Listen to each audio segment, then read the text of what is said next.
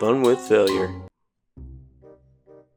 Hello, Dallas here, and welcome to episode 2 of the Neckbeard experience. We've got 2 stories today of Neckbeards. The first one we'll call Rosebeard, then the second one we will call Justicebeard. So without further ado, here we go. I had moved from another middle school in 7th grade, and I got off on the wrong foot with some of the kids at my new school. Due to this, I had slim pickings in terms of who I could be friends with. I ended up sitting with 2 people, X and Y, who were also unpopular, but that was pretty much all we had in common. Y was a fine person, and was pretty skinny, and not very attractive. This translated in low self-confidence and few friends. X, however, was a little too confident. He had a long ponytail, pretty sizable gut, and would neither shower nor brush his teeth. He would always brag about how his family owned a racetrack, and audibly wore Abercrombie & Fitch clothing. He always worked that into a conversation.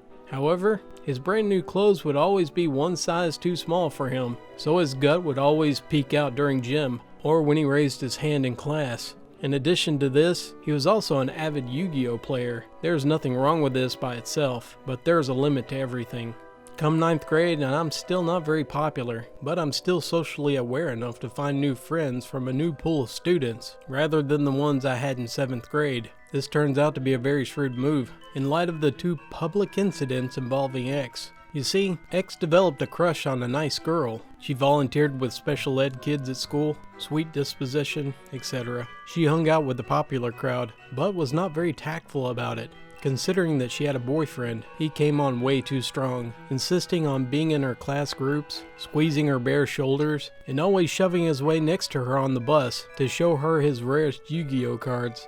This came to a head on Valentine's Day. During Valentine's Day, our school would sell roses for students to give to each other and their parents. X decided that his time had finally come. X bought what looked to be $30 worth of roses, a lot of money for a 9th grader, and marched to the lunchroom. This guy got on one knee in front of the entire class and held out the flowers to this poor girl and proclaimed his love for her.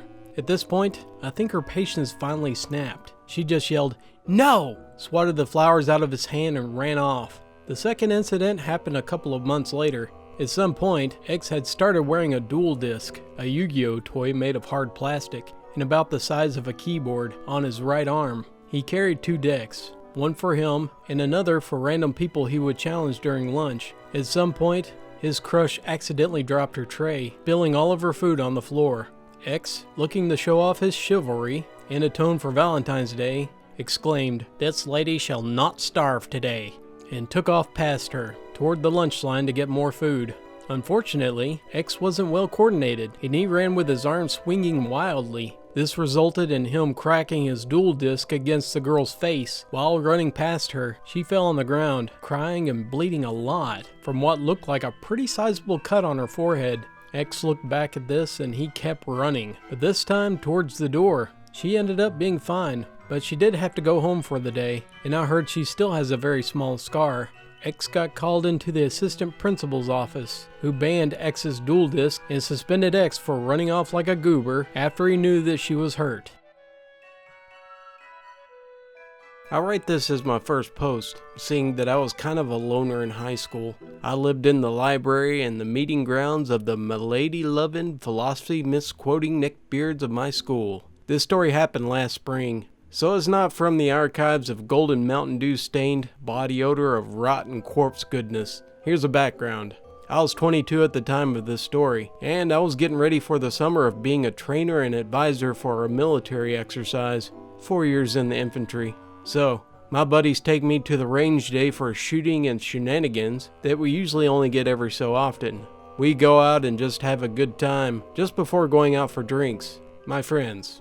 Fancy feast, tiger blood, and cat.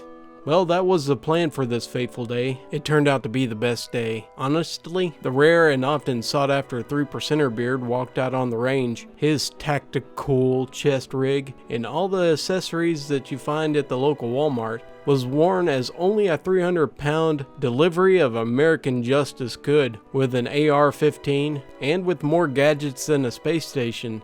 For any non-American readers, or those that are lucky enough not to know what a 3%er is, they are the 3% of Americans who would seek to destroy the American government and uphold our Constitution. Yes, they would fight the government, and that's the gist of it, if it became tyrannical.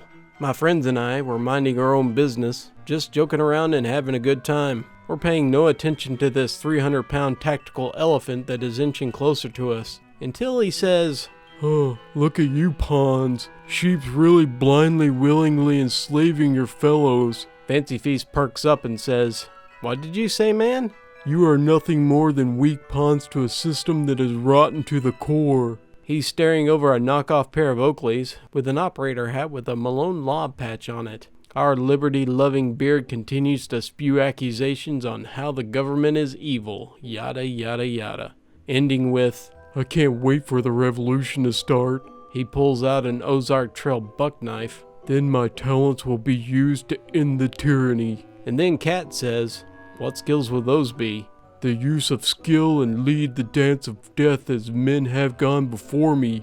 I am the reincarnation of a great Viking warrior and bound by the Spartan way of life." Then he points to his hat. Then Cat continues, "Oh, okay, so it's not competitive eating then." That was the moment when things got out of hand. As cruel as it was, the next thing that comes out of the guy's mouth was 100% Neckbeard territory. Cat is Persian, and he's instantly given a lesson on how Spartans were able to destroy the Persians. Cat says, "Wasn't that the Turks?" "They're all brown to me," he says defensively. Next was Tigerblood. He's Burmese. He was wrongly accused of being Japanese, and then he was told that he was only good for one thing, creating anime. But they were weak fighters. Then on to me. I am a mutt of the truest sense of the word, but I look relatively Bosnian or Serb. However, to him, I look like a Jew. Immediately, he launches into how Jews are a subhuman race, and that they're used to being slaves in history from the Egyptians to the Holocaust. I sat there only laughing at this point, because this was quality entertainment to us. Having this kind of verbal berating was nothing to us, and especially as his double chin with pubes on it jiggled with anger. We were crying tears of laughter at this point. This was the best going away gift ever. However, it continues. Liberty Beard turns silent and goes to the rifle range. We were already heading that way, so we move away from him. Give crazy space, you know. Time passes. We pop off rounds at 300-meter targets. Then the beard returns. "I wish to wager a competition of honor on you." Cat was in the background and said, "Honor? I lost me maiden head years ago." And we all giggle. Well, the beard and chin stand resolute. "If you shoot better than me, this range is yours and your honor is intact." Then I say, "Alright man, no harm in a little competition." We each get 5 rounds at 300 meters. Cat, Tigerblood, and Fancy Feast hit 4 of their 5. I let Neckbeard go ahead of me. He steps up to the firing line and, like Ash Ketchum, flips his hat around and says, "This may change your mind on the storm that you're going to be facing one day." He lays down and fires off 5 rounds quickly, missing all but 1. He starts to claim that the sun was in his eyes, so we give him 5 more rounds. He misses all 5. Now keep in mind he has a scope that's meant for 1,000-meter shots, and the target will look huge. It's my turn at this point, and I'm tired, and I want to go to the bar. So I stand and fire 5 shots standing on iron sights. The result was hilarious. 5 rounds on the target, and a thunderous cry of, "You're cheating!" I look at him and said, "Well, I'm a Jew, right? So please tell me how subhumans can cheat life." I looked at the boys and said, "Let's leave this perfect specimen of diabetes, and let him get ready for his revolution." Well, many loves and aggressive cuddles. This has been your slightly used and possibly alcoholic friend.